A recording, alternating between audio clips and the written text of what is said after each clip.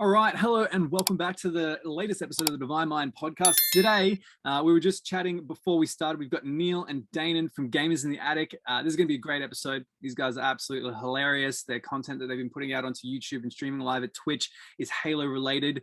I'll let you guys give me a little bit more of an overview of how you kind of like how you got to what you're doing and even the concept of it. But I absolutely love it, and I've got a bunch of questions that I've been dying to ask you about since I started watching your content literally a week ago. So thanks for coming onto the podcast, guys. I really appreciate it. No, thanks for having us. Yeah, we're excited. We've never been on a podcast before. No. Wait, I've been on one. Oh, have you? Yeah. Oh, well. So some of us are cooler than others. Yeah. Well, I'll let you answer the first question then. All right. Rookie, go on. What was the question? Go on, podcast noob. I'm waiting for it. Let's go. No, how do we get started? Oh, how do we get started? Yeah. Well, I've been trying to get Daynen to play Halo for years. We've been friends for, I don't know, 15 years. A little bit more. That's probably enough, right? I think we're done. We don't need to be friends anymore. After this podcast, let's just call it. Let's call it good. All right. I've been trying to get him to play Halo for over 15 years, and he wouldn't do it because he does not like video games. If it's not Mario related, I don't want it. But Mario I like, but that's it. Yeah. And Sudoku. Yeah. So I thought of this idea. It's like, hey, how about we make content so you will do it, but then we get to play video games, which I like to do. So it's kind of a weird mix of just made sense, I guess. Yeah, which we actually so we've been making films for like 10 years or so. So we're both aspiring filmmakers. And so he knew if he spun it like that, and he said, well, what if we made a YouTube channel? We make videos. You like videos. I was like, oh, I do like video. So he's like, okay, well, let's do that. And I'm like, all right. And so that's how he got me. That's how he got me. Yeah, awesome. And so the concept was that you're going to play through the Halo campaigns? Yeah. Yep. The whole goal was to try and get through all of Halo before Infinite came out. And then Infinite was delayed. So it was great. Yeah. Well, not because, but yeah, it was great. Gave you more So we time. still haven't finished. Pandemics are awesome, is what Neil is saying. I'm not. Neil is. Neil likes pandemics. Yeah. Well, there you go. Each to their I own. don't. So I am so done with the pandemic. I am ready for like life to go back to normal. But, yeah, no, we are too. Yeah. So a question I've got to ask is like, are you actually in an attic? we were. The first couple episodes we were doing, the first season or two, or the first, yeah. So we went from, I had a little office space in my father-in-law's print shop. So my father-in-law has this big print shop in downtown Mesa, Arizona, and he had an attic that was used for storage, but it was a mess and it was a wreck. And he said, hey, if you clean it up, you can work up there if you want. You can get internet, you get air conditioning, all that kind of stuff. And so I was like, okay. So I cleaned it up and made enough space that I started working there on our video production company. And that was when we decided to start doing gaming videos. And so we thought, well, we're in an attic, let's make a Gamers in the Attic. And then the aforementioned air conditioning went out. And I don't know how much you or anybody watching this knows about Arizona. It's not cold here. It isn't. And so we moved into my garage, which wasn't much better. It was. So then we were technically gamers in the garage for a while. And then I bought a house, and now we're in an extra bedroom. So now we're gamers in the guest room. but still the attic. but yeah, we kept the name.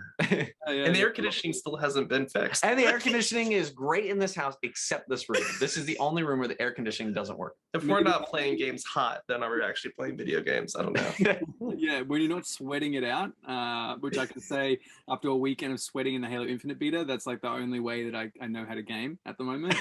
Sweating. But what I was going to say is you should maybe think about the name being like Gamers Without Aircon or something like that, because that seems to that really should be it, probably. Gamers Without AC. Yeah. Gamers in the sweat lodge. Yeah. We can work on that. Sweaty gamers. Sweaty gamers. That's all we do. So for people who haven't had the opportunity to watch most of your podcast, where do they go? Is it better for them to come and find you like live on Twitch and kind of watch it as it's going, or is it better for them to jump on YouTube? Probably YouTube for the most part. We do Yeah. live streams, then we cut down highlight videos too. So we have both the hour or 3 hour long version and also the 10-minute version. They're getting longer. They are getting longer. They're getting a lot longer.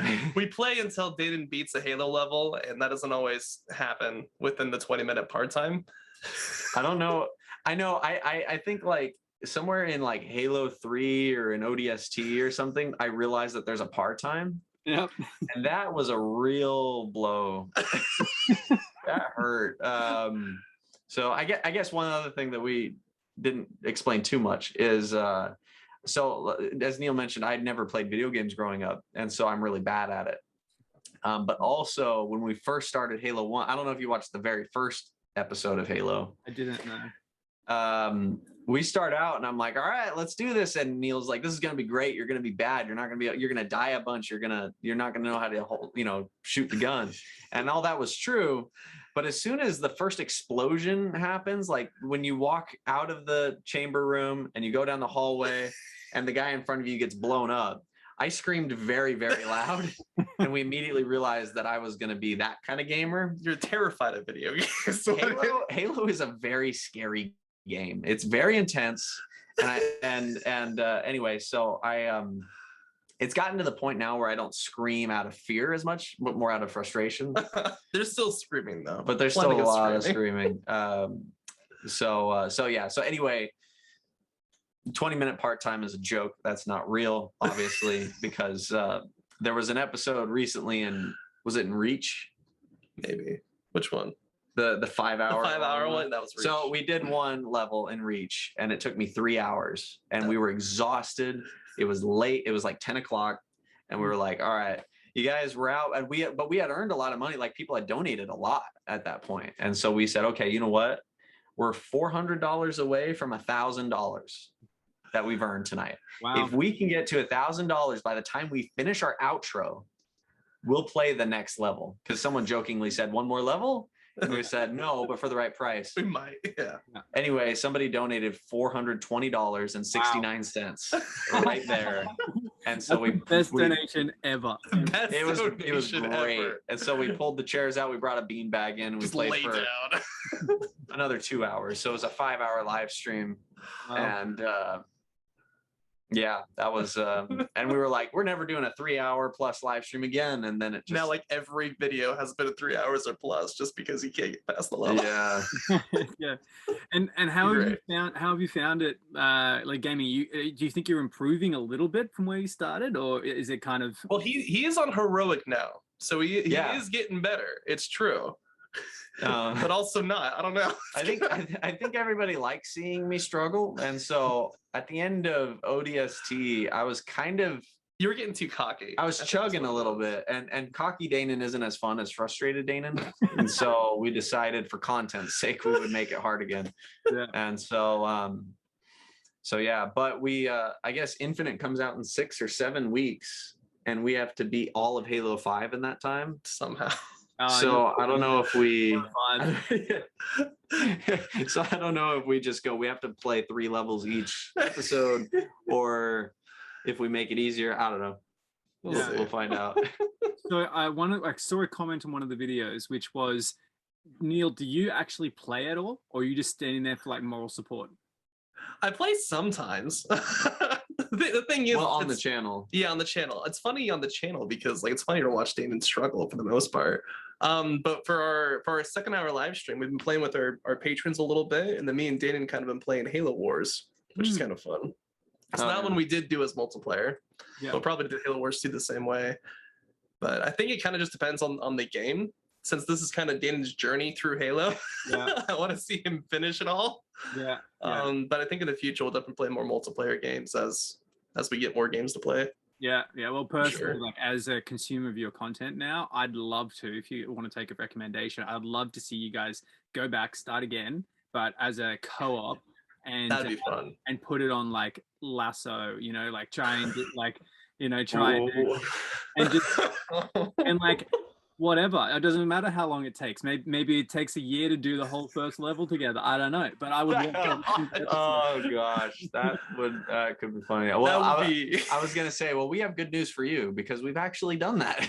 We did lasso. We did do lasso, although we switched off. Mm-hmm. I think we gave each person 30 minutes and just see how far you can get. And not far. Neither of us got far, actually. You got considerably farther than me. Yeah. But yeah, I think I killed the first grunt and was like, okay, this isn't too bad. And then it blew up and I was like, oh, everything blows up now. Oh, good. Okay, that's great. Yeah. It gets to a point where, like, one of the things that I love about watching co-op, right, in Lasso is the way that people start coming up with their own like unique tactics to figure it out. You know, and every single time it's like a process where people go, all right, let's try this, and it's like literally just running, like, can we make it through? Do I not have to kill anything? Like, can I do it? Right? They die. Okay, that's not going to work. And then they start going, all right, well, we kill that, we do this, I got to beat something down for shields, you know. And then, like, after their first attempt, which was genuinely to try and just run through the level, they're at this like detailed 4.5 hour, you know. Oh my gosh, they know every step. Yeah, exactly, of like this and then this, and you guys have just got such great energy and personalities that I think like watching that journey would just be even as hilarious as the normal content that you put out. So that's a good idea. Yeah. We might not be able to play Halo after that for a while, but yeah, that's we might not be able to look at each other for a while, but after all that, goodness. Yeah, it's a bit Groundhog Day, Edge of Tomorrow, Lasso. Yeah, exactly. Gosh, yeah, it is. It really is. And so, Daynen, before you played Halo the first time and you sat down to do it, what was your experience of Halo? Did you know anything about it? You know, had you read any of the books? Or was it just completely a whole new reality for you? The only exposure I had to Halo was like what people would talk about in high school. So like I remember seeing the Halo Reach trailer, the one with Kat carrying the bomb. Oh, okay. I remember seeing that one and I was like, oh, that's kind of cool.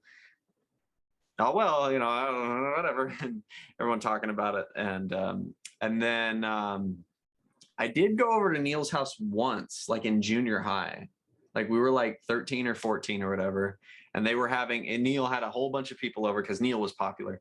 And he had, they were doing a LAN party, like actual, like everything was plugged in, everything. And they were like, Neil, come on, or Daynen, come on, join in. And I played for maybe 5 minutes before I think Cody kicked me off. He was like, you put the noob on my side. And I was like, what's a noob? And then I just stopped playing because everybody wanted me to stop playing. And but as far as like story element goes, like I knew who Cortana was. I knew who Master Chief was. I think I've tried to explain the storyline of Halo to you like a million times. You have, because like they'll say something and it'll like ring something in my memory. Like at the point where she said like, we literally think ourselves to death in Halo 4. I was like, hey, I've heard that. You told me that. I guess, you know what? I guess the biggest exposure was Red versus Blue. Yeah, I did watch the first like 4 or 5 seasons of that with Neil.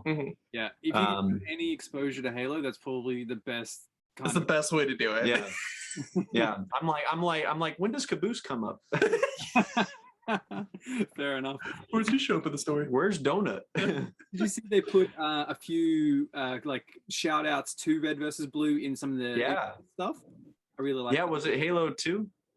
That they're like, you can hear them talking through the door or something like that. It was one of them. Yeah, I don't remember which one, but that was. Yeah, that was funny. Yeah, they did in Infinite as well. They named the colors. Pink is like what is it called? A red what is it? Reddish. It's like a. They don't say pink though. Yeah. He's like, it's not pink. I think it's more like a reddish white or something. I can't remember. Anyway. Yeah, reddish white. Yeah. Anyway, I'm gonna Google it while we're talking because I need to know, and I feel like an idiot. Everybody in the comments is just gonna be like, "Oh my gosh, it's this." Yeah. So when you now that you've been playing for a little bit, are you actually enjoying Halo, or like, you know, as far as playing the game, is it something that you now play like some multiplayer of by yourself, or is it like just the content and then no more of it? Neil, do you want to answer this question for me? Daynen still does not play video games outside of this. I would literally, as soon as we finish Infinite, I will probably never play Halo again in my life. Really? I don't know. I will with people because I enjoy playing with Neil. I enjoy playing with like our patrons. So like on Patreon, every month we play multiplayer with them. Yeah. And I enjoy that. I enjoy interacting with our patrons. I don't enjoy playing the video games part, but they get a real kick out of shooting me in the head. They get a kick out of blowing me up or seeing me walk off a cliff. And I don't think you getting better at Halo would fix that. Yeah. No, I don't know. So anyway, so yeah, like we'll play multiplayer for a couple hours and then like I'll jump off, and then after Neil's done, he'll call me and he'll be like, "How you doing, buddy?" And I'm like, I'm ready for a nap, man. Yeah. That was such hard work. Yeah. So yeah, I first person shooters I don't think are all that interesting to me, except for maybe Star Wars. Like I like Battlefront. Cool. But I think that's just, I don't know what it is actually, because I'm not even playing as like a Jedi. No. So I don't know. Maybe it's the location. I think it's just the music.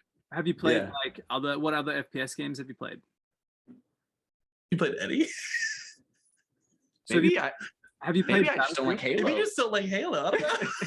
Because like Battlefield, very similar to that Star Wars kind of open, like the maps are really beautiful. You can spend a lot of time like just experiencing the map and the world, and then hey, there's a player, like, you know what I mean? Instead of it being like Halo is just constant, everything going on at the same time. Yeah. Mhm. Like I think what it is it's the gameplay, like the with Battlefront, there's a number at the top of the screen of how many people are on your side, how many people are on the other side, and you want to get their side down before your side. So it's like there's a constant goal in mind, and it's just kill as many people as you can and not die. Whereas with Halo or Battlefront or any other thing, it's like there's an actual like campaign. There's like a you have to get from point A to point B, and then in other levels, it's you gotta pilot this thing, and then you gotta save so and so, retrieve this thing or whatever.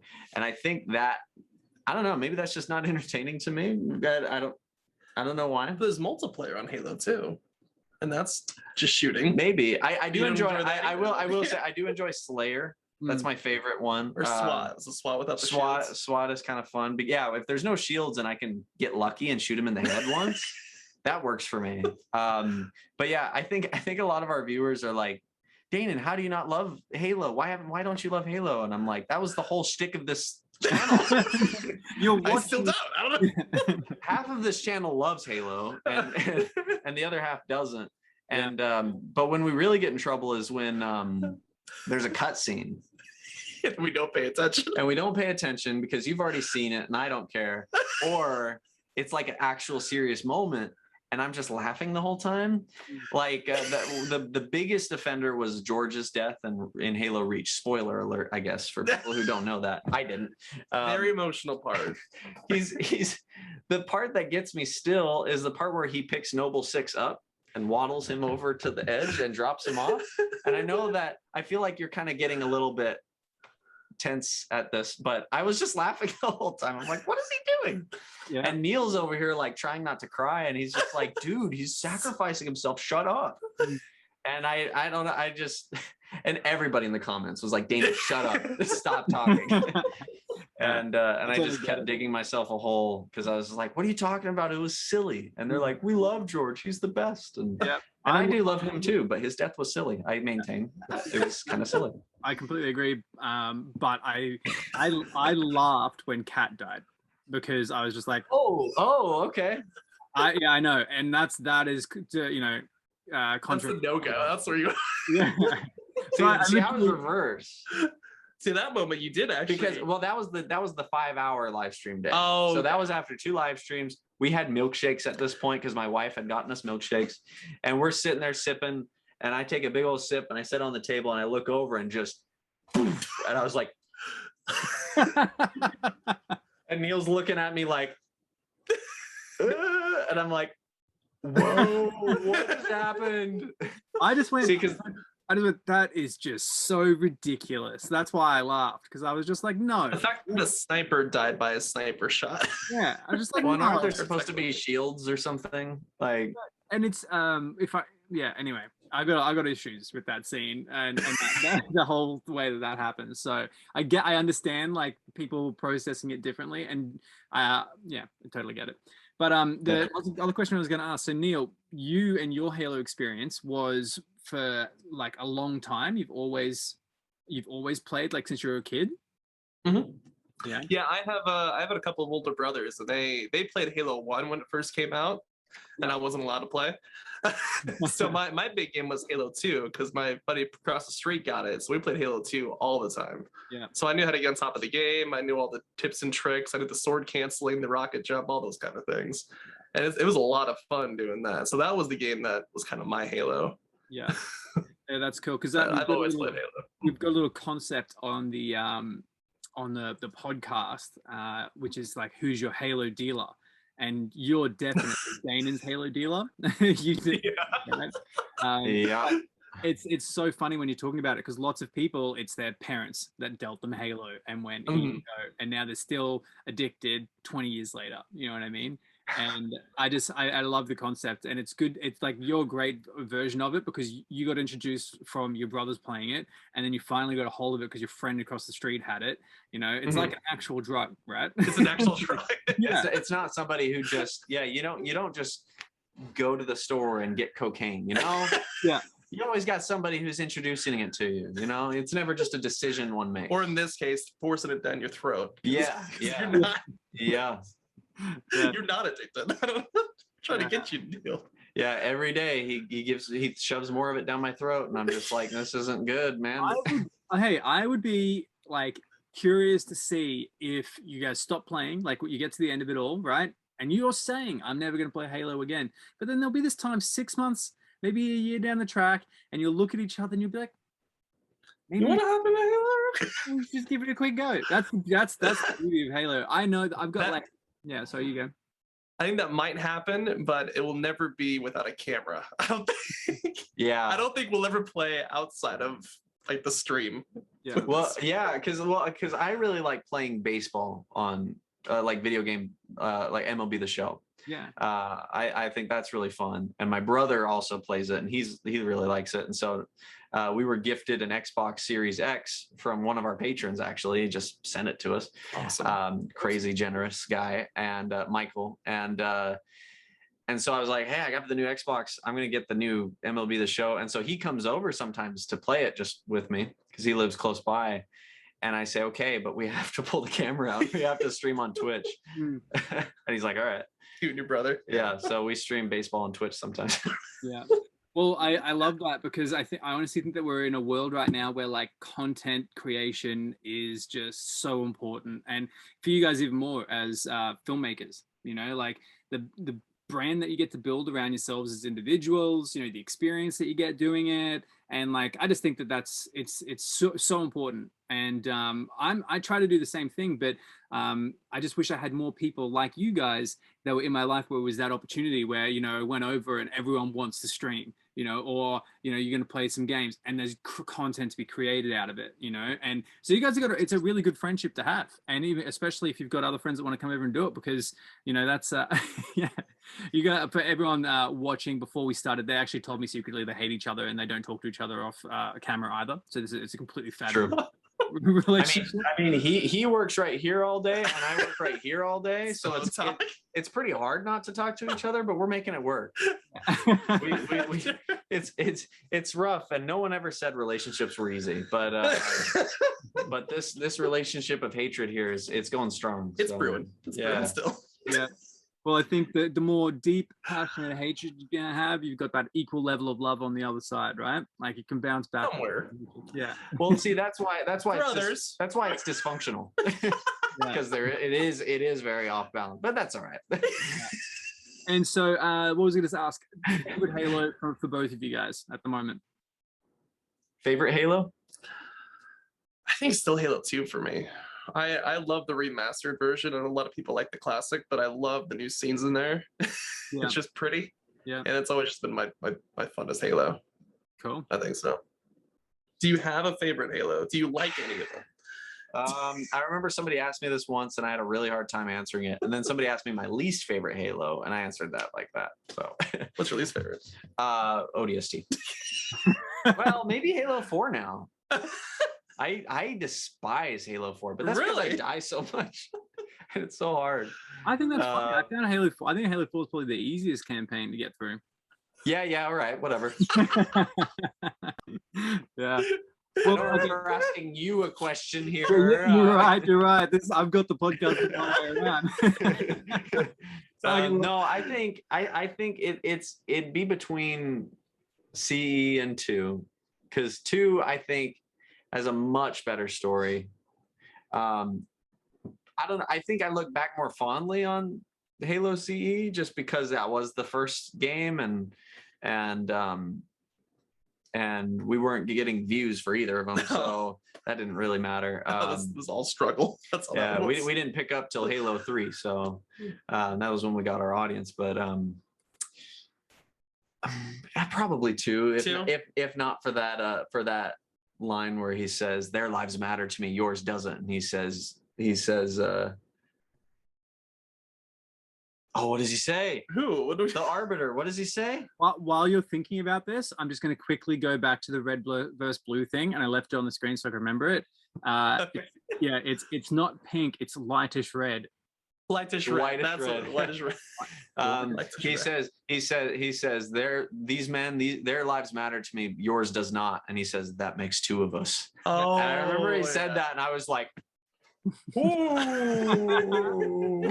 wrote this? Also, like the voice acting in Halo 2 phenomenal.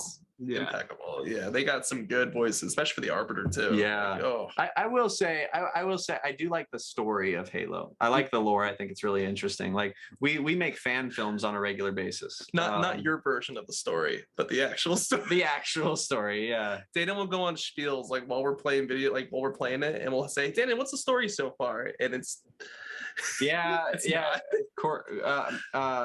Master Chief's real name is Halo. Cortana and Halo are married.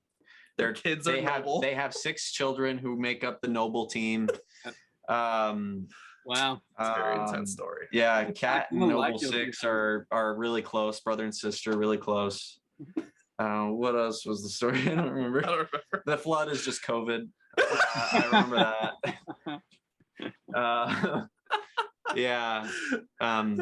Those get a kick out. Oh, and then we created a character for Noble 6. He's a construction worker. Because the last skin that he had was like all orange and stuff. Yeah. And so we made just an offhand, quick little joke like, hey, looks like a construction worker. Oh, maybe he's here to fix this helicopter or whatever. And then we just kept going with it. And then him and Blake, who was our switcher for the longest time, they redid the skin when I wasn't looking and made him like really goofy looking. Construction worker.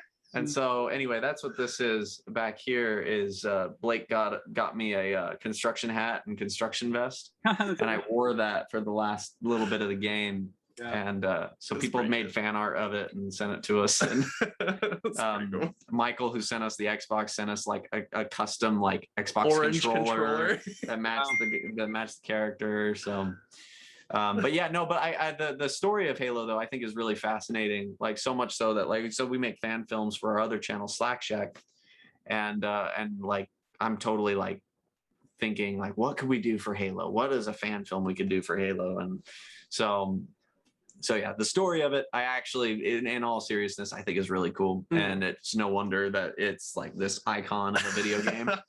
And I'm waiting for, I am waiting for Cortana and Master Chief to kiss at the end of Halo 4 or 5 or whenever that happens. I'm a strong Master Chief Cortana shipper. And that Team Cortana. And that isn't even a joke. I want to see it happen. So. Yeah, I'm pretty sure there's lots of. You just have to type in the number 34 and Cortana. You can find what you're looking for. I'm sure. I'm a family man. I don't get that joke. I don't know what that means. Yeah. I wonder how many people listening don't. That would be. I'd love to like. Don't do it. Yeah, don't do it. But.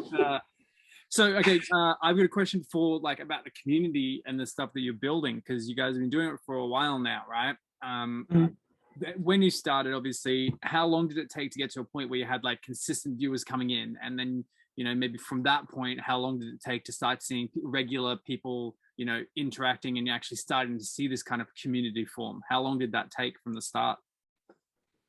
It's probably until we started actually live streaming. So the first couple of games, we just filmed them, edited, and put them on. But then this year, we started actually live streaming, and people started coming back and watching them and joining our Patreon and everything. So yeah, well, because when we originally started, we were like, we want to record like 5 levels at a time. And so we would go up, and so if you watch some of the earlier episodes, we're wearing the same clothes for a lot of them, and we would just do hour increments, like a hard hour every time. And yeah, we got like halfway through Halo 3, and then we had to stop, or we decided to stop because one, we were posting like 3 videos a week, which was a lot, and also we wanted to focus on our fan film that it's a Avatar: The Last Airbender fan film that's almost done, and has almost been done for a while. But so we stopped to focus on that, and we had like 300 subscribers. We got like 20 views per video, and half of them were from friends of ours. So we're like, all right, well, we'll come back to this later. And then we eventually did decide to come back to it.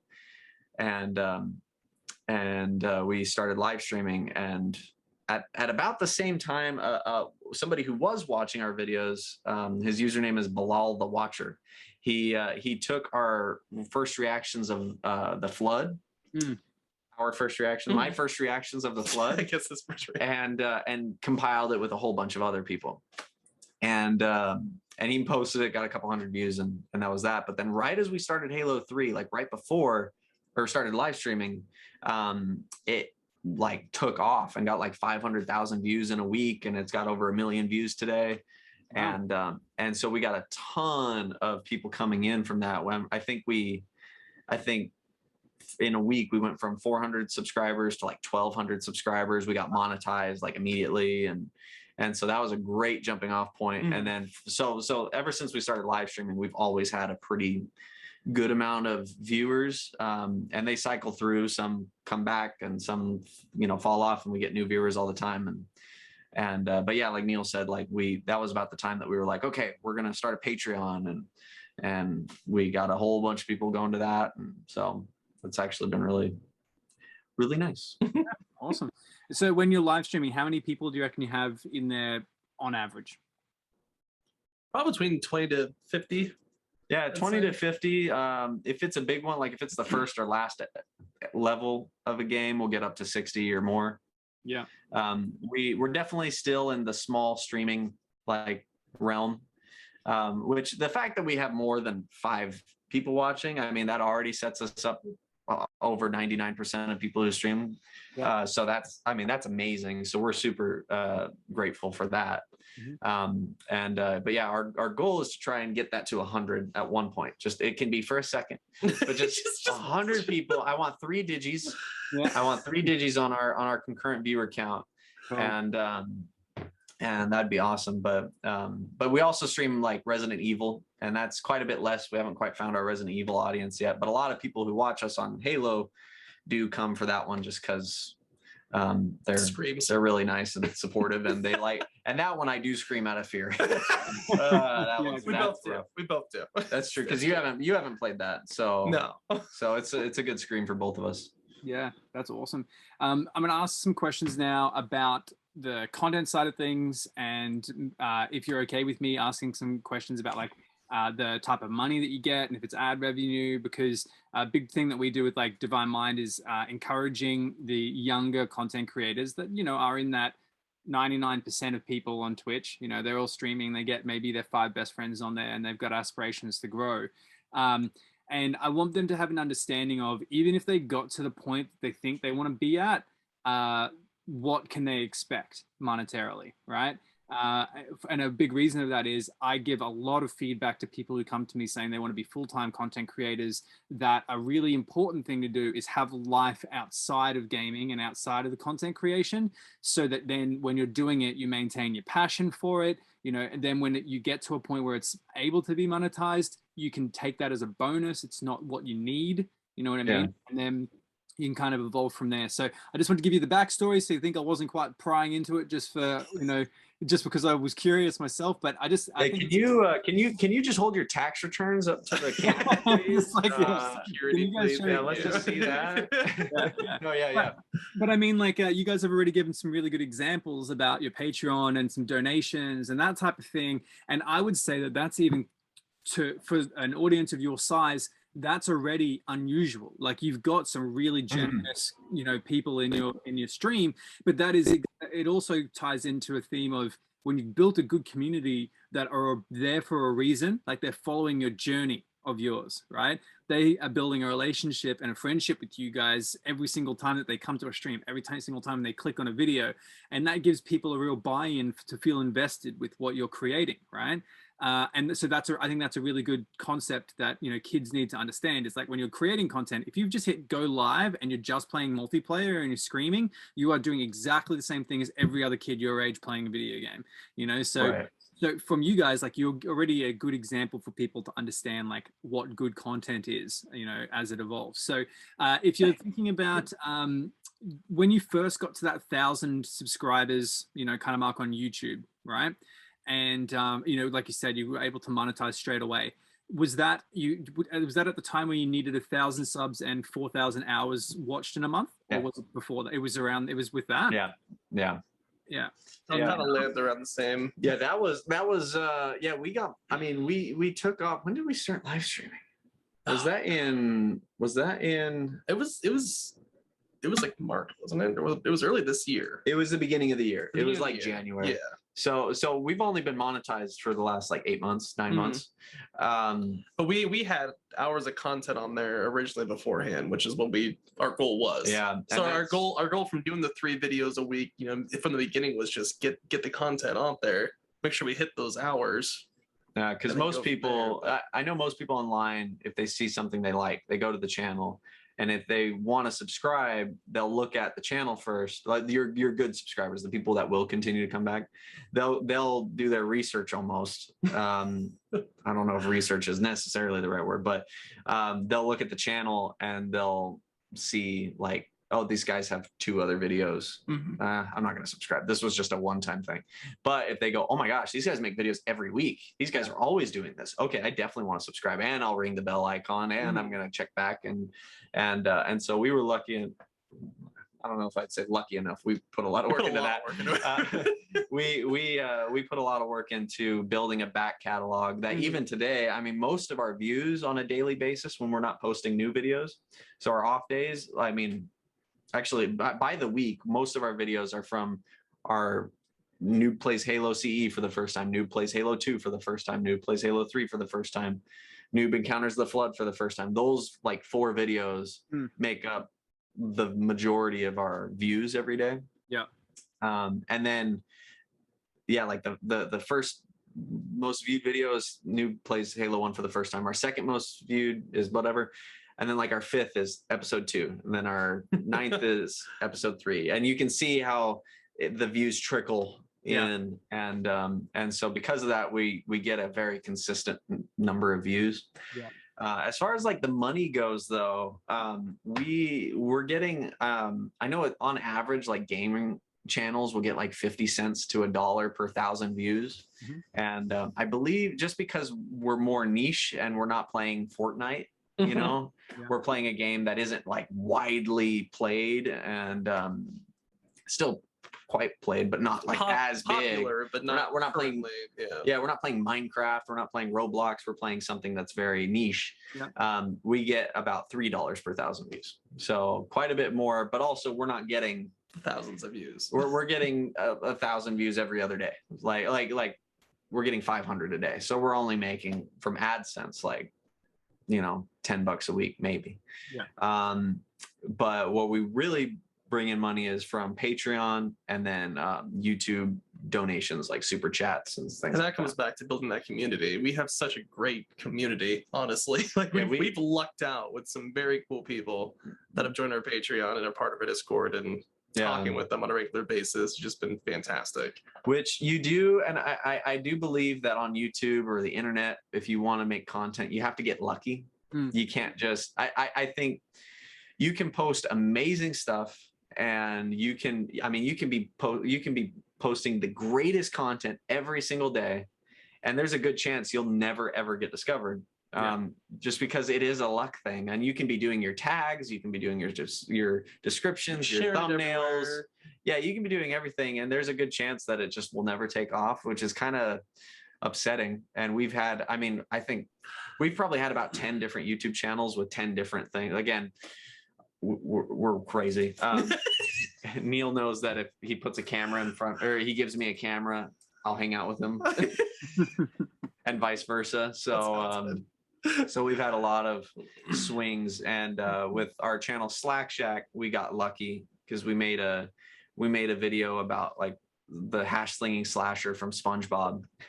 That was just a goofy fake trailer, and that went kind of viral. And then we made one for Gravity Falls recently that went viral, and so viral for us. Yeah, it's most views we've ever had, at least. Yeah, and that was just kind of lucky, and because of that, it built this huge, you know, it got more subscribers there, and it's still definitely a lower tier YouTube channel, but you know, it's there. And then for this one, we got lucky because one of our viewers got lucky with his video that got 1 million views, and we kind of piggybacked off of that. And even still, I think we're kind of waiting to get lucky again. Yeah, because we still, I mean, we get, you know, a couple hundred views per video, and that's awesome. It's amazing. And that's found a lot of people that are willing to donate a lot of their time, and more importantly, a lot of their money. Not more importantly, also a lot of their money. And some of them like outrageously generous. Michael, who we've already pointed out, we have a patron, Gemstone, who donates. I mean, he's part of our, I made a joke tier on Patreon for like $300 a month. I was like, no one's going to do this. It's going to be funny though. And he did it. And I'm like, dude, man, that's crazy. Yeah. And so our Patreon, like if you look at the number of subscribers we have versus how much money we're getting on Patreon, which I think it's public. I think it's like 550, 560 right now. We have 24 patrons. 24 patrons donating $560 every month, which isn't enough to live off of, but it's enough to, it's definitely something. Yeah. And then you compare it to other creators out there who have like 10,000, 100,000 subscribers and have a Patreon, and they have the same, if not less. And so that's outrageous. Like that's crazy. And I think like what Neil was saying, a lot of that is just because we put in the time pretty much every day to go on our Discord, which is one of our perks. We have Discord just for patrons. We go on there all the time. We'll FaceTime with them. We chat with them. We play games with them. And I think one thing that helps is the fact that there are two of us, because we're friends and we've been friends for 15 years. We're friends that hate each other, but we're best friends. And I think that makes it easier for other people to just kind of show up and sit and watch, and it's easy to be part of our friendship, I'd say. I guess. Yeah, we're not exclusive. We're not exclusive. If anybody's wondering, this is an open friendship. Yeah, I love that. But I think, I don't know. I guess we are lucky to have kind of this weird like concept. Because it is, yeah, these two best friends, one of them played video games growing up, one of them didn't. One who did, or who did play video games is now showing me how to play video games. And so that's an interesting niche already. I scream a lot, and I don't put on an act either. Like it's as genuine as it can be, which some people don't believe, but it's true. It's embarrassingly genuine. Yeah. And so that's good. And so I think anybody out there who's like, I'm putting stuff out, but maybe nothing's happening. I don't know. Maybe think, am I doing the same thing everyone else is doing? Maybe, I don't know. I have I have a best friend who I also play video games with. Maybe it's not the same exact thing, but maybe you go, let's think of something. Let's come up with an idea where maybe we still play from our houses, we do multiplayer, but maybe we do it so that every time one of us dies, they have to do a shot, or you know, they have to play with a blindfold on for a minute. I don't know, just something that's something fun and unique. Something that's different. I think that's probably the best way to grow too, is to do these kind of compilations that got our video out there. Like work with people who have similar content in different audience and see if you can marriage both audiences. You know, collaborate. Collaboration is the biggest key to creativity, I think. Yeah, it's literally the foundation for why I'm doing the podcast, right? There you go. There you go. The names out there, share audiences. That's it. And you know, like I've told you guys before we started, I've got limited capabilities to create content. You know, like I've just got this stuff. But talking to you guys, it gives me energy. Like after we've talked, I'm gonna be so amped to go and talk to the next person, because I just love hearing people's stories. But you know, in the like, you know, businessy reason or the thought process to starting a podcast for us was, I don't have any content I can put out there that's going to make people want to click subscribe on a YouTube channel, right? But you guys do, you know, and you guys are and you guys are fucking brilliant and entertaining, and your energy's great. And so if I can provide some value to your audience to get to know you a little bit better, and then they kind of fall along with it and they go, hey, I really like a lot of the personalities that have been on the podcast, then hopefully in return, I can build a community for Divine Mind around the same thing. Yeah. So I completely understand what you're saying, and I think it's really important for people to understand that, because I would much rather just play Halo and upload gameplays of me playing Halo and have a channel that gets 100,000 subscribers, and you know, like that's the dream for everyone. But that doesn't happen, you know, and if it does, it's very fortunate for those people. You know, you got to be creative and do some other things outside of it. I'm curious though, because you mentioned a few times you guys are filmmakers, right? Did you study film at university, or how did you get to that? We've been, when I was 12, I discovered YouTube, and I was like, there's a website on the internet where you can actually put videos on. I had never made a video up to that point, but I was like, I'm going to get famous. And so, so I tried to do that for a long time. That was my first unsuccessful channel out of however many. But we were friends, and we started just making videos, goofy videos, and that was the second channel that never took off. But we would make skits and stuff. We really liked Julian Smith and Rhett and Link and all those kinds of guys, and so we did a lot of that, and we just did that through high school. Started making short films. We made a feature film in high school that wasn't good, but it was a feature film that, I mean, it was a legit feature film, which most filmmakers, 20-something-year-olds, like younger than 20. I was 17. You were 17. You were 18. I was 18. So yeah, we were.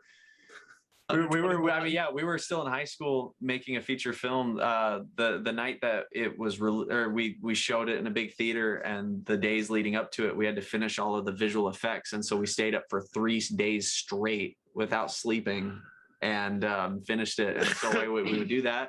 I'd go to my essential classes at high school, the ones that I couldn't ditch because I had ditched too many times. So I'd go to those ones that I had to go to. I go to work at 5 a.m. Yeah, and then I would go back and keep going, and so we did that. I did do a semester of film school and dropped out. I decided it wasn't worth going into debt, as I kind of knew most of everything there anyway. Yeah. So we've just been running a video production company for the last couple of years. Yeah. So when we're not live streaming, we're out filming stuff, we're shooting stuff. This last week we had to pre-record a live stream because we were shooting all weekend. So we had a super long weekend filming something for a client and didn't have time. So yeah. But yeah, so that's ultimately that is the dream, to make movies. That's kind of our ultimate end goal, is to make movies all day. That's all we want to do. So, yeah, so all of this kind of all just fits in together. It's all just practice on how to be a content creator. Yeah, really. Yeah. No, that's really awesome. What's some of the work that you're proudest of? I do like that Hydrisney slasher video. Yeah. Most of it's on Slack Shack, our other YouTube channel. I'm gonna get it up and we're gonna screen share just quickly. Yeah, if you just on YouTube look up Slack Shack, it's the first one. There's me without a beard somewhere in there. Yeah, Neil without a beard is on there. Yeah, we have a hash slinging slasher thing, which is from SpongeBob. Which if you watch SpongeBob, you get it. But if you didn't, that's also fine. It's really dumb. But yeah, we made a fake trailer for a third season of Gravity Falls. Yep. It was like 5 years later because it became live action, and it was live action, and so I think that almost has 500,000 views on that one. Yeah. But that one's really fun. We're both in it. Neil doesn't have a beard. I have short hair. And that was just a blast. I think once we finish this Avatar film, this will probably be our favorite. Favorite. Yeah, I don't know if you watched The Last Airbender at all, or the show. Yeah, there we are. Yeah. That's it. Better hit that while we're here. There we go. Oh, we also made a goofy. There's a bell icon too if you're. No, we just saying, you know. We also made a fake Apple keynote for the iPhone 12 when the iPhone 11 first came out. We'll be getting weird spikes for that. That's been great. As you can see, it has a 56% like ratio because everybody clicks on it, thinks it's real, and then when it absolutely isn't, it's they don't like it. No. But yeah, we made a Danny Phantom, I guess, kind of fan trailer because we have a short film we really want to make, but it's expensive. Is this the one that you were talking about? Yeah. All right. Yeah. Oh no, that's the VFX. That's the breakdown. That's the VFX of it. Spoilers. So we're also VFX guys. So but you can watch this. Pretty much all of our videos have a VFX shot in it, at least one. That's Neil, by the way. That's Neil. Yeah. That's Neil. Handsome man. Look at that guy. Looks terrifying. With a beard. Look at a good slasher man right there. Rudy's Burritos. Shout out. Kelp shake. Alan, the guy on the left who was sweeping, he's actually been in a Gamers in the Attic video. Yeah, Neil, we cut his arm off, hit him with a bus. That was pretty dope. Yeah, this is my favorite. This is my favorite one. This one, the VFX breakdown, or the video itself? Just hitting you with a bus. Yeah, that's pretty much. That prospect is pretty awesome. Wow, that's pretty cool. But yeah, that's pretty fun. But yeah, that's the actual trailer right there.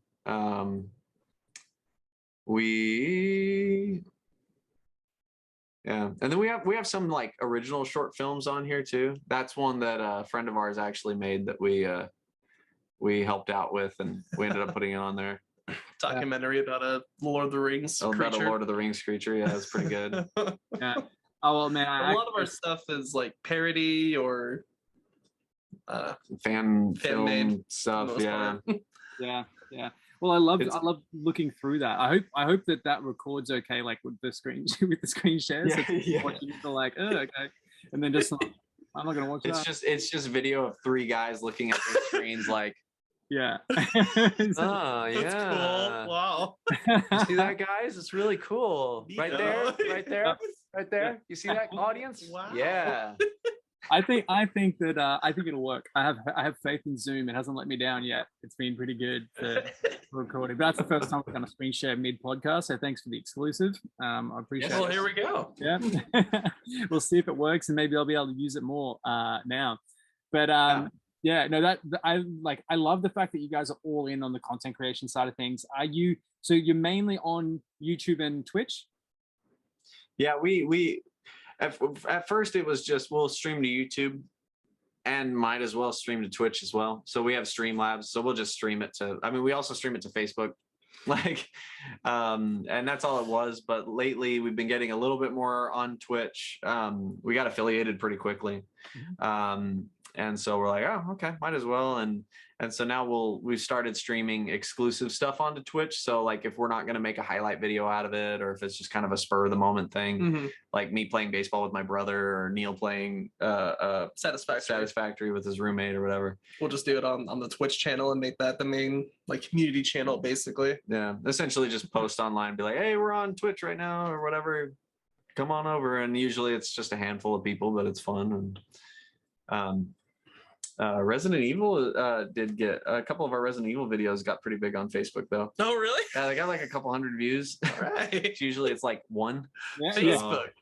Facebook is such an unusual media, right? Like it is. We've got like 560 followers on the Divine Mind Facebook page, but I can post something on there and no one sees it.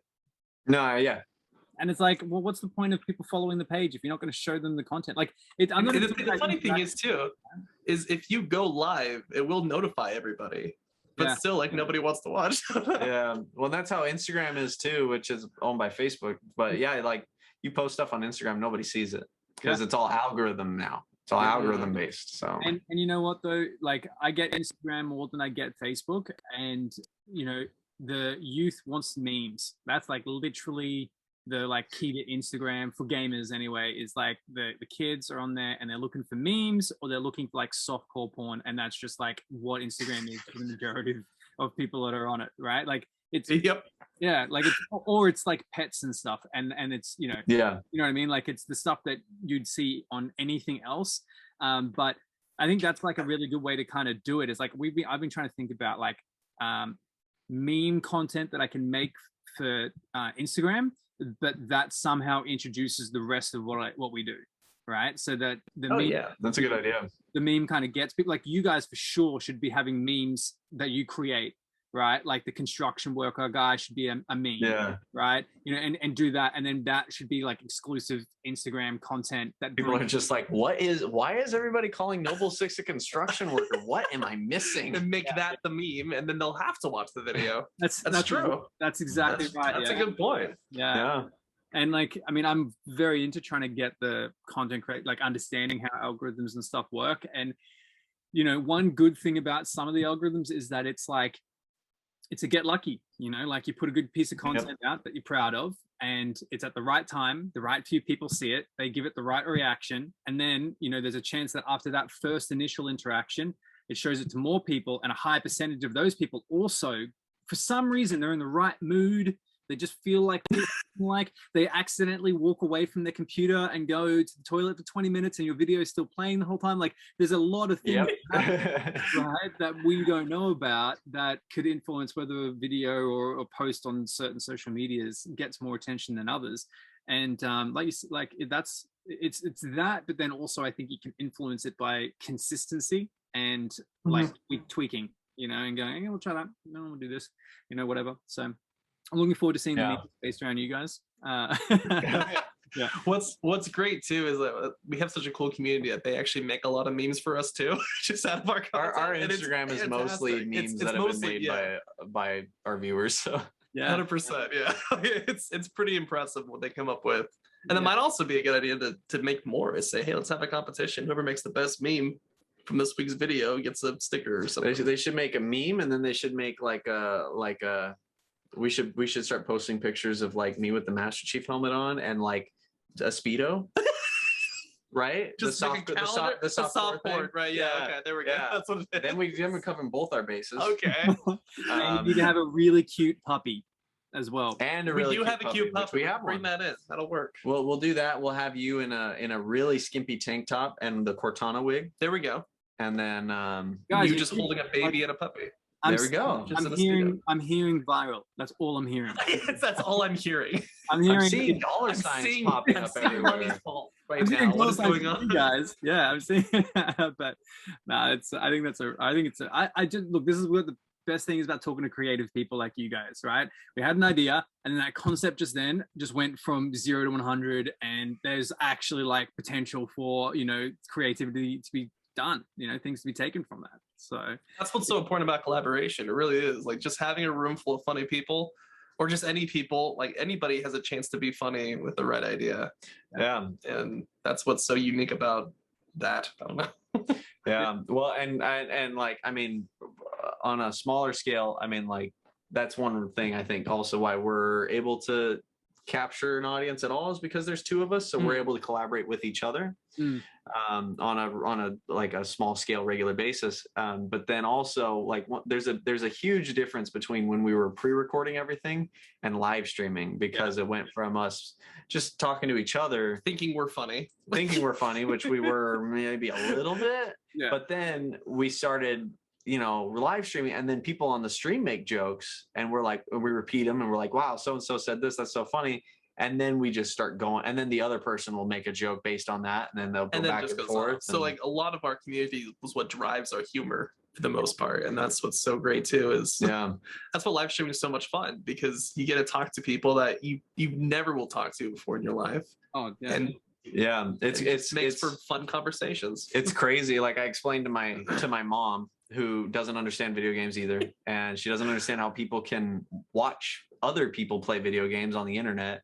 And so when I told her that, oh yeah, I earn money like playing video games on the internet, she's like, how, why? But then I described to her, like, I'm like, yeah, well, the thing that's crazy is like, I have friends now that I've never met before, and there's a good chance I'll never meet. Oh yeah. But I know their names. I know, who they are. I know their personalities, and they know ours. They've seen my daughter, like, things like that. And they're part of the family. And so I'm like, they're like, oh yeah, who are they? And I'm like, Mr. Salty, Gemstone MX, Nox GLJ. Yeah. Shout out to those guys. If those guys watch it and get to this point in the podcast, please leave a comment down below and let us know. That yes. I love it. And Julianne, make sure you leave a comment too. Yeah, I love that so much. And you're so right. Like even doing this podcast, it's generally a lot of people that are involved in like the competitive Halo scene, or like, you guys are kind of your own niche, right? A lot of the guys that we have on here are content creators that are just streaming competitive Halo or matchmaking, or they're doing news for YouTube, or they're doing something. And I keep saying to everybody, like, like if I'm ever where you are, I'm going to hit you up and say, hey, I'm close by. Do you want to hang out? And then it leads to the point that now we have a LAN for December, which I just bought some VIP tickets to. And I'm like, I've got to like get my drinking fitness up, because I've owed so many people beers that like once I get there, I'm literally from like hour one, I'm gonna have a lineup of people just walking into the bar. I buy them a beer, handing them the beer, just literally have a beer and then move on. And it's like, but it's exactly what you said. I've never met any of those people in person, but I'm excited to be able to meet them and have a friendship with them. And there's a really beautiful moment that happens when you have a friendship online, and you get to know a person, and you guys have similar thoughts and opinions, and you guys laugh, and you argue and everything that you normally have in a normal friendship, right? But you've never actually met them before, and then that moment when you meet them for the first time, and it's just like, I know who you are, but like, who are you? Like, you know what I mean? Like, you're like, I know everything. I know you. I know you. I know everything about you. What's your name? Yeah, that's it. But I love that, and I think it's a brilliant part of what the world is becoming. And it kind of, I think it cuts a lot of barriers down. And like, I've met a bunch of people like through gaming before I even started this, that I'd never seen them before. Like I'd never even seen a picture of them before, and then met them somewhere and went, oh, that's who you are, right? And then it's just, I think it's a really cool aspect that you don't get from anything else, right? And before the internet, you didn't really have that. It's not like you're writing letters to people that you'd never really met, and then you met them. It's really cool to find out that people are just people. Yeah. And it's incredible to just like, wow, we're just two people that met across the country, and now we're talking, and we're just people. Yeah. But this is so cool.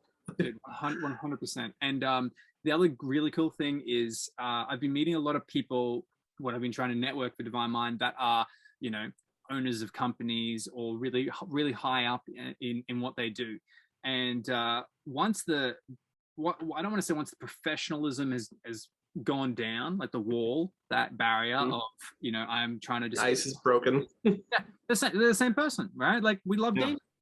And I think that like once people realize, okay, this is a mature person who's working hard to do something they want to do, and they had that dance, the professional dance of I can word things well. I'm in professional. Okay, I'm a professional. Yeah, exactly. Like I'm wearing nice clothes, and then it goes to talking about gaming and your favorite memory as a kid playing video games, and it's like you might be someone who's earning a lot of money doing something right now, but we have that same experience, and I think that's a beautiful thing about gaming, and it makes me excited for the fact that we're still so young in this industry, in esports, in streaming, content creation. It's still so young, and we've got so much to come for it.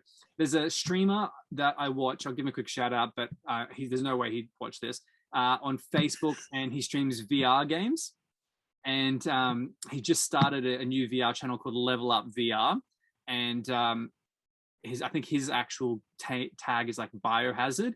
And I started watching him like maybe 3 years ago when he was on a tiny little channel. He had like 10 people watching him, and he'd been doing it for like a few years already at that point. And he's at a point now where he's making quite a bit of money from it, and he's got like an incredible VR setup. And when I watch him, I feel like I'm watching what's about to happen in the industry. He's got this room that's completely green screened out. He's got stations so that if he's in a vehicle, he has like a steering wheel and everything that's like actually the controller for the vehicle, and it looks like he's inside of the vehicle. Like this guy is just brilliant with it. And then he's also creating and building rooms where he hangs out with people, and through VR. Cool. You know what I mean? And like I look at and I see that, and it connects. I think that first point of meeting someone online and seeing them in real life, but I think there's going to be a third step in the middle. Interesting. Which meet him in VR first. Okay. Well, I don't know. I think it'd be cool. I think it'd be cool for sure. Huh. Yeah. I'm gonna have to check that guy out. You should definitely check it out. I think VR's got a really big thing for content creation. I think that it still looks a little clunky when you kind of watch it. And so like if you're looking for smooth, and if you're looking for like easy to watch, it's still got a little bit to it. But the reason why he's doing so well is he's one of the only people I've seen do VR as smoothly as what he has. You know what I mean? Interesting. And so it's good to watch, because I think that like there's no way I could do it. I don't know where to start. And this guy's clearly put a lot of money and time into learning and researching, and he knows the coding behind it, and like he's the perfect person. That's crazy. But showing what can be done with VR. So it'd be a cool thing. I'll link it to you guys afterwards if you want to. Yeah, and that's cool too, because there's so many avenues for creating content, and that just proves it right there. Like, yeah, someone can play Beat Saber on VR or whatever, but you can make your own rooms and have a community place to, like, that's so extra and beyond. And I think that's what takes it to be a good content creator. You got to put forth like the effort to go that extra mile, because that's what's going to bring in the audience, really. 100%. So to get back to you, because I went on a tangent there, I get very excited when we talk about content creation. But what's like the future for you guys? Obviously, we're still going to be at Halo 5 if we're going back to Gamers in the Attic. Do you have any other feature films that you're working on? Give me some rundown of the future for you guys. Well, for Gamers in the Attic, the future, I mean, right now we're looking at hiring an editor. Again, we used to have an editor, and then we didn't.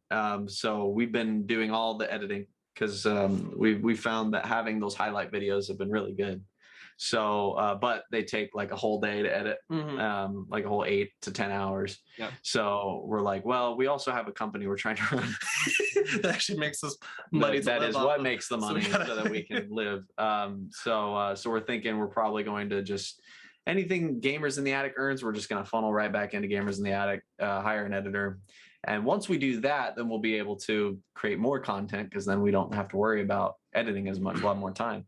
And the first thing we're doing is actually we're testing out tomorrow. We're starting a Minecraft series, but it's not just a Minecraft series, it's a Minecraft game that we're playing with all of our patrons. Cool. And the whole idea is we're going to play on hardcore mode, and the goal is to get Daynen through to beat the game without dying. Wow. Yeah. So if Daynen dies, we have to restart the server. Wow. And that's the whole idea. You've got people protecting you. That's going to be really fun. Like, Yep. Yeah. You got to sacrifice their lives for him, or Yeah. And so, but we're gonna kind of try and play it off as almost like almost like an SMP. So something that's a phrase I learned recently. Like almost like, I mean, we wanted to tell a story with this, and so each week we'll also edit like a short episode, like a cinematic episode of that live stream, and so more editing. Good for us. And but yeah, something like that that also sets us apart a little bit more from everybody else, because everybody's playing Minecraft right now. But who's making a live action series for it? Right. And so we're hoping to do that. Also, the concept is still pretty funny. I played Minecraft when it first came out when I was in junior high. He actually introduced me to Minecraft originally. Yeah, I did. So I'm his dealer, and he's dealing it right back. Yep. I've been dealt me the block. I've been clean for 10 years, and now he's giving it back to me. I remember they introduced food, and I was like, I don't want to play anymore. It's too complicated. I don't like this anymore. And so I stopped, and so now they're gonna throw me back in. Yeah. And we're going to teach him everything again. You have to figure out how to get you to the end without dying, and it's gonna take a while. It's gonna be a while, and so that in itself is an interesting concept. I think that maybe will set us apart, and then also the highlight videos will, and so we'll be streaming that first of all, and then we'll edit the videos as well. So, but also the other thing is everybody makes Minecraft videos, but everybody also watches Minecraft videos, so there's a much bigger audience. So we're kind of hoping that we're able to tap into that a little bit. We don't even need a lot. We just need a little bit more. Give us a reason. Just give us. We're like, if we can get to 10,000 subscribers, that's it. We can end there. We don't need a single subscriber more than that. Just 10,000. That's fine. As long as we get 100 concurrent viewers on one of our videos. You know what happens? What happens with that is like it's such a compounding thing if you're consistent, right? Like you're gonna get to 10,000, and then you're gonna be like, Jesus, we're getting 50 new subs a day. Like, you know, and then like, a year ago or like 6 months ago, if I was getting 50 new subs a day, then that would have been me. My brain would have been like, all right, this is now full time. I'm doing it. You know what I mean? Like, yeah. I was watching. So, but we're wanting to do that. We're wanting to get into a handful of other things. We have a lot of other plans for like developing other series and stuff. We want to start working with some of our some of our patrons and also some of our friends to start streaming onto our Twitch as well. We want to create like more content on Twitch. Like ultimately, if we can have our Twitch channel just be running full 24/7 with content, that would be incredible. That'd be awesome. And that's what we want. Just a channel where at any point you can watch somebody play video games. Because again, it's called Gamers in the Attic, and quite frankly, we only have one gamer in the attic and one noob in the attic. Yeah. So we need more gamers. We got, so. I get it. Yeah, that's we need to add to that team. It's very funny that you say that, because that's literally something that I started working on for our Twitch channel, for the Divine Mind Twitch channel. Nice. Exactly. I want it to be a 24-hour, 24/7 thing. And I want it to be, the way that I'm thinking about it is I eventually want to have people consuming our content at every second of every minute of every day somewhere around the world. That's like, right? And then that would be awesome. Yeah, and then double it, and then triple it, and then like, you know, being able to know that no matter what I'm doing, sleeping, working out, whatever, there's people that are consuming what I'm putting out there. And that'd be awesome. Yeah, and then on the other side, there are a lot of really talented people out there that just don't have a platform, and so that's the other thing. A dream of mine, and this also goes for short films, like with Slack Shack and other related things, is there's a lot of talented gamers out there, talented filmmakers out there, just talented people, content creators that are putting out that stuff that just haven't gotten lucky yet. And so if we can say, hey, you're really talented, keep doing what you're doing, but here's this new platform, you're guaranteed to get, you know, this many more people watching your stuff, and also will benefit from this because you're making great stuff. Yeah. So you'll make our brand look better, our channels look better by being on them, and you'll get more views and you'll get more of this. And to be able to say, and also here's a bunch of money, like do this. This is your job now, to do what you love. Yeah. How cool is that? That's kind of the real dream there, at least for me, is because my dream isn't to play video games full time. That's for sure. But to be able to allow other people to do that, and to just make more content. Yeah. And to bring creativity out. Like, we need more creativity in this world. Yeah. We need more ideas and more entertainment. I don't know. Yeah, well, I love that, because I think if we get more creativity and more passion and effort goes into things, then hopefully we get just a new direction eventually, you know, like, yeah, like where we're at with live streaming now, there's a lot of people that would have never thought that it was going to happen and be how and what it is right now. Like you said, right, trying to explain to our parents' generation that we can make money by making content and putting it online. That whole generation doesn't exist to them. Like, they, you know what I mean? Like, it was never a part of their life, and it's not something that they see regularly. And if they do see it, they don't know what they're seeing, so they don't recognize it. And so we've got, you know, I'd say maybe 50 years max, where in the next 50 years that those generations won't have a say on the financial or the economic value of that content. Right? Because they'll be dead. That's what I'm saying. I am saying that everybody's parents will be dead by that point. Everyone's parents will die, and then we can have fun. And then we can play. No one will stop us from having parties. No one will stop us from playing video games. Okay. But what I mean is, we're going to have people like us that'll be old at that point that want to put money into seeing more of that type of thing. Yeah. Right. And so that's when the industry, I think, will be at its peak, is when we have an older generation that has more disposable income, that enjoys this type of thing, and that appreciates people trying to do something. And then it's going to become, you know, and especially like, you know, having kids, like you've got a daughter. I have 2 daughters. Yeah. 2 daughters. Like, let's say that they get to the point where they're like, hey, dad, like, I want to create some kind of content. And you can be like, that is cool. You know what I mean? Like, there's no way my mom or my dad would say to me, that's a good idea, Liam. You know? Yeah. But you like, can make a living off of that. But if they had said it to me when I was 18 and I first started making Halo Reach videos, right, then I would have kept doing it and not stopped and done other things, you know? So I think that even like those little bits of encouragement and that type of thing is going to be really big for the industry going forward. Yeah, definitely. I think I've heard a lot of people talking about how they're like, when YouTube first came, like when YouTube first started and the first viral videos started happening, they were kind of, at least as far as the creators go, they were kind of just flukes, right? They were just people putting stuff out there, not expecting anything. And then they went viral, and then, like, you know, that was cool. And then some of them were able to turn that into a career. But again, they weren't expecting a career like Rhett and Link weren't expecting a full-time multi-million-dollar career. They were just making videos because they wanted to make movies. And then, you know, the same thing could be said for like Vine. People made Vines just because they wanted to have fun. They were goofing off, and then TikTok came around, and then it was like, oh, you can make money off of this. And I mean, some of these people who were making Vines are now super famous and rich and all this kind of stuff. That's their career.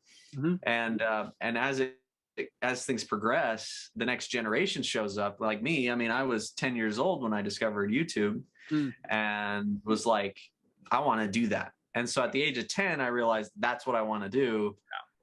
And ever since then, I've been working out how to do that. And there's people who, they grew up watching YouTube as little kids and are now adults and this is a viable career option now. TikTok is a viable career option, which is crazy. But like you said, our parents are like, are you sure you want to do that? That's kind of weird. I don't think you can make money doing that. But if our kids say, hey, I want to be a content creator, it's like, Yeah, pull your phone out, do it. Yeah, that's awesome. Like, and then and you can start making money, and you can start doing this, and you can structure it like this. Like, that'd be me, at least. I'm talking to my 5-year-old daughter. Criticizing your daughter out of her lighting. Listen, dear, your editing here is a little sloppy. You don't have any J cuts. You need to add some J cuts and L cuts right here. It'll speed things up. Yeah, you got to do that. Let's go back to Premiere. You gotta let's about to post the video. Let me review. Let's make your Adobe Premiere sessions from 30 minutes a day to 60 minutes a day. Okay, go do your homework. Go on. That's what I send my kids to do instead of. That's what it'll be. Instead of where our parents said, go read a book, I'm going to be like, go jump in Premiere, go work on some stuff. I need 2 videos this week. Come on. That would be very cool though to do that, right? Like, I think so. I just know so much. Like, I've only ever really edited and used iMovie, right? And you guys, I can imagine there's not much that you can do a little bit, can't do much, right? And it's definitely not as complicated as other editing programs. And I wish that I had at some point in my life just put a decent chunk, a year of my life, right? Instead of a year of my life playing Pokemon endlessly, put a year of my life into learning how to edit some more videos, because it can make you money, first of all, if you're doing it for somebody else. Second of all, it gives you the freedom to create what you're imagining and out there for other people to see. It's an incredible skill to have. So I think that'd be a really cool thing to encourage kids to do, like, they got to be able to read to do it as well. So it's like, go read a book. Yeah, there you go. Yeah. you know what's gonna be really weird? Effects bar.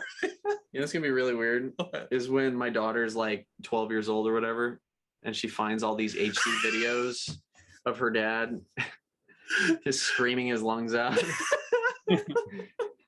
crying like a baby in front of a whole bunch of people. Shares it to all her friends. And she's just, I don't know. Maybe she wouldn't. Maybe she'd be like, "Oh, that's my dad." Yeah. My dad just sent a picture of. My dad just sent us a picture of an old family, like earlier today, he sent a picture of an old family photo where my parents are all young. And it's weird because it's a strangely high quality picture. And it feels like it's, not old, but my parents look so much younger. And I'm like, this is really trippy. Yeah. And that's going to be weird because we think of old video, tape cassettes and VHS and film and all this stuff. It has this look to it. It's black and white. But our kids are going to look at old video and it's, 4K, 6K, whatever footage, all nicely lit and everything. It sounds good. Yep. But we're young and cute. Yeah. And that's going to be weird. I'm thinking though that you should make that happen intentionally before she finds it, right? And capture the reaction and then boom, more content. There you go. There you go. A Noob's daughter watching a Noob play Halo for the first time. Daughter reacts. Daughter reacts to Noobs for the first time. Yeah. No, she watches them though, like with my mom, with her mom, my wife, Mrs. Biggs, which I guess that's her channel name, Mom. I just call her Mom. Yeah. So there we go. But my wife will just watch them, and she just comes over and she's always like, "Oh, Daddy, Neil, there they are," and because she's only 2, I should point out. And she watches us play Resident Evil and shoot zombies in the head. She thinks it's great. So probably lost that one, but well. Yeah, no, we can probably try to make it back. We can make that back, right? I got another one. It's fine. We won't show her those. It'll be fine. Yeah. Well, I've been not even paying attention to the time, but we are a little bit over the hour. So I've got a few things that I like to ask to kind of wrap up. And I could have honestly kept talking to you guys all day. I think that you guys are super creative and you got really good. He doesn't hate us. I don't hate you guys. So thank you so much for your time coming onto the podcast and just being such great guys. I definitely think that we should touch base again and do another episode of the podcast. Maybe, for sure, absolutely. Like a year from now, something like that, and just see where we come. What's a year from now when we're both verified on YouTube and making the millions. That's right. Yeah, exactly. And we've got a Halo team that's won a world champion. That would be great. Right. So by then you will be saying, yes, please record all your stuff in 4K, 6K. Yes, send it over to me. I'll edit it. I got my team of editors back here. Like I know iMovie. They're all working in Premiere. They know how it works. Yeah. I love that. I hope that is. I don't lift a finger anymore. Yeah, but so to wrap it up, we've kind of talked a little bit about the future, but one of the things that I find interesting to ask is, if you saw like a dream reality, we were kind of just talking about it then. If you saw a dream reality for the stuff that you guys work on together 5 years from now, what does that dream reality look like? Are you making like high production films? Like, are you, or what's the, the dream reality for you guys in 5 years? Will you have an office space by then? I'll hopefully have an office space that has air conditioning, first of all. It'd be great to play video games without sweat. That'd be awesome. Yeah, I think for gamers in the attic, because we definitely, I mean, the dream is filmmaking and making films, short films, feature films, things like that. That being said, we're not like, I think we'll never stop playing games. I don't think we will either. And so unless people stop watching, which hopefully doesn't happen. But I guess that wouldn't be a good dream. So I imagine in 5 years that we have a team of gamers, hopefully, all live streaming, all playing content, and all making stuff that's fun. Maybe a team just making video games. That'd be cool too. I'd love that. we will, like every other day we'll be just working, and we'll be like, what if there was a video game where instead of this it was this, and it's just like, that sounds so stupid, I'm writing it down. Yeah, I love it. So yeah, because we're always thinking about that. Eventually, I mean, a successful gaming channel will have spin-off channels and second channels and third channels and things like that, and so we have plans for additional channels as well and new directions to go in. Like, for example, I've never played D&D in my life. So I'll just leave it at that. And I've been trying to get him to play that more than Halo. More than Halo. Cool. Very cool. So we'll see what happens. So yeah, but then as far as like, I guess other, outside of gamers in the attic, yeah, I mean, Slack Shack, we want to put more effort into that. And make fan films. And when I say fan films, I mean yeah, fan films. But we want to make essentially live action videos of. Yeah, we want to make stuff that is almost like a pitch, because we want Nickelodeon to call us and be like, hey, we saw your Danny Phantom video. We're developing a Danny Phantom movie or series or whatever for live action. We want to bring you guys on to work on this. Like, that would be, I mean, I'm waiting for that to happen still. That would be cool though. You'll watch the Danny Phantom video later and go, I think I know why they haven't called you, buddy. But yeah, so just putting stuff out there that gets views, because fan films, popular IPs, they get views, and so you do that, and then hopefully somebody in the right office sees it and goes, oh, okay, yeah, let's bring these guys in, and hopefully we, one day we come on Gamers in the Attic and we say, hey guys, we're gonna start streaming from LA. Because we're moving again, and we're only going to be able to stream once a week. But don't worry, we have this team of other guys who are going to be doing this too, and we'll stream once or twice a week when we can. But we're going to make a new limited series for Paramount Plus or HBO or Disney or whatever. So that's kind of the dream with that. I just love the idea of just going to work for 8 hours and just making content. With the people that you like, Yeah, and just laughing, like even just working with you full time. I come home and I smile. Yeah, because that's what I want to do all day, is make movies and Neil, and edit. And it's not because I said you're in the room with you. I didn't say because of you. I was about right? Okay, that's better. Just I was about to grill you there. You set it up on a tee, and I was getting ready to totally just drive it. And then you took the ball away, gave it a little kiss, and gave it to me. Like, I wasn't expecting the sweetness there. But then you threw it at me. Yeah, and then threw it at your face instead. Yeah, no, it's the being here, not being with you. This is a roller coaster right now. Yeah, you're right though. Is not having a job where you're like, I have to go, design something, or I have to go fill out paperwork, or I have to do this for 8 hours. It's learn about molding and baseboard, whatever. Yeah, you can just be like, I'm going to work. I pull out a camera, or I pull out a little microphone, or just have a writing session with 3 cool dudes and just and it's different every day. Like yeah, that's the dream. And so not only do we want that, but we also want to provide that to a whole bunch of other talented people. Absolutely love it. And I love that that is by far the longest answer to that question I've ever gotten. So it's great because Nice. it shows how much thought you guys have in what you're doing, right? Too much. Yeah, Too no, much. Over 15 years of it. Good, but it's also like the idea and the thought has to be there for, you know, for the universe to give it traction, to put energy back to it. And, you know, you guys have got the goal and you're doing the action. And I think that that brings energy back into it. And it's a continuous thing where like it might not happen straight away, but in 5 years time, there's enough momentum that can be built there, you know, for sure. It might be the best possible thing ever. The last question that I ask is, obviously you guys were tagged in by Miss Precursor, which I thoroughly enjoyed chatting with her. And but I always ask for if you guys would like to tag someone in who you think would have a cool story that would add some value to the podcast, that I should reach out to, that you guys know of that you'd like to hear more about.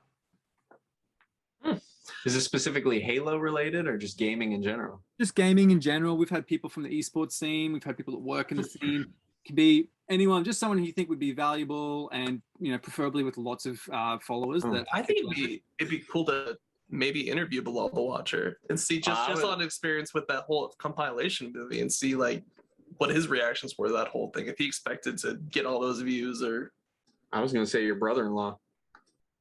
Oh, Alex, yeah. I was like, I have a brother-in-law. Alex, yeah. Cool Kyle on Twitch, yeah. He's a big Ark streamer, Ark Survival Evolved, and a few other video games. But he's a pretty big Twitch streamer.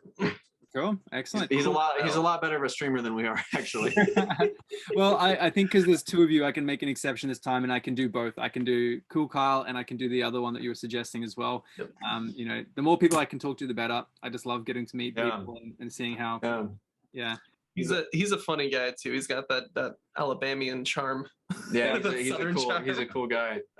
Yeah, Bilal, I don't know that he games much though. No, he just like I don't think he streams much. He edits videos and he watches a lot of games. I don't know that he streams too much. That doesn't matter at all. We had Dinah Sean on, who's the lead editor for Sentinels for the big esports team. Sentinels. Right on. Okay. Yeah, yeah, definitely. I think. Well, and also he's seen so many different creators and he's edited videos of creators and everything. So I think he'd have a lot of really interesting things to say. So, yeah.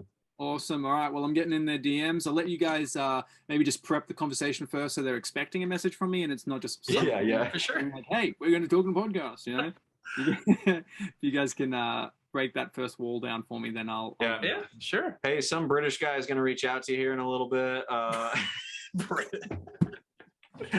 Dude, do you know how often I get people say, "Oh, are you British?" or "Ah, are you South African?" or, "Are you New Zealand from New Zealand?" And I'm like, "You're getting geographically closer, but we're still not there."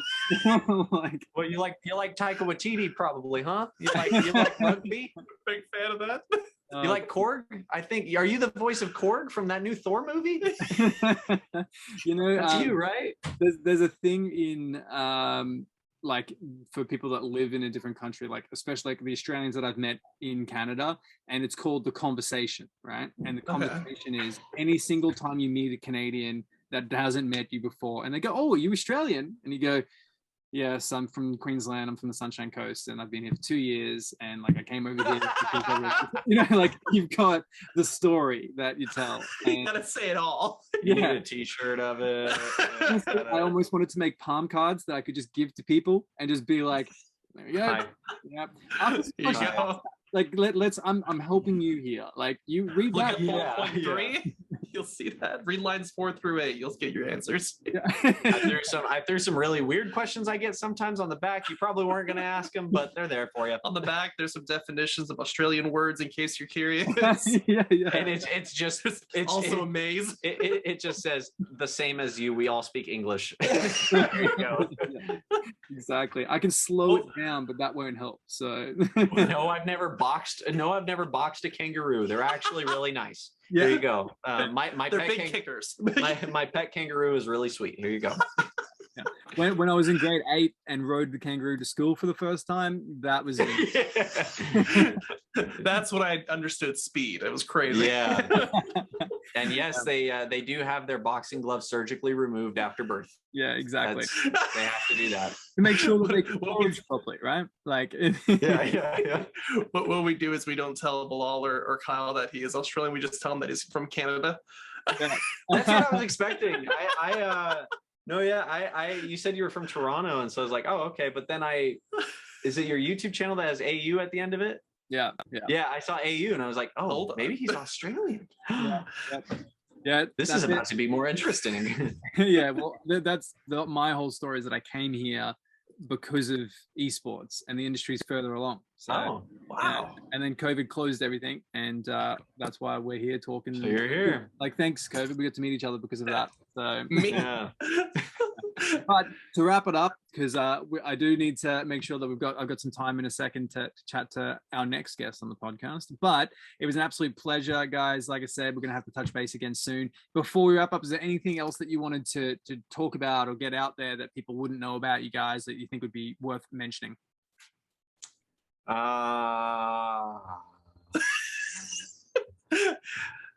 Within 30 seconds, I don't think so. I think we've covered quite a lot, and we have talked a lot. I just say, just subscribe to our channels. That's it. So yeah, well, that's how I normally sign off. Is anyone that's still here at the end of the podcast, I sincerely appreciate your viewership the entire way through. It's been awesome to chat with both Neil and Daynen today and just get their creative interpretation of filmmaking and streaming and everything that they do differently. So thank you so much. And if you enjoyed watching the podcast, all of the links to their channels are going to be in the description below. I have personally been watching and consuming their content, and I think it's absolutely fantastic. So you guys should definitely make sure that you jump into the description and follow them and become a part of that community. Because as you can tell, these two guys are absolutely hilarious. So yeah, descriptions will be in there. It's mainly going to be for Twitch and for YouTube. Or do you want Facebook in there as well? Twitter? What do we do? YouTube and Twitch. That works. Yeah, cool. That works fine. Excellent. So yeah, again, thank you once again, guys, for watching the podcast. Please leave some comments down below. Let me know what you thought of it. If there's any feedback, because I take it seriously and I want to make sure that we can continue improving. And I'll see everybody on the next episode of the podcast. See ya. Bye, everybody. Thanks.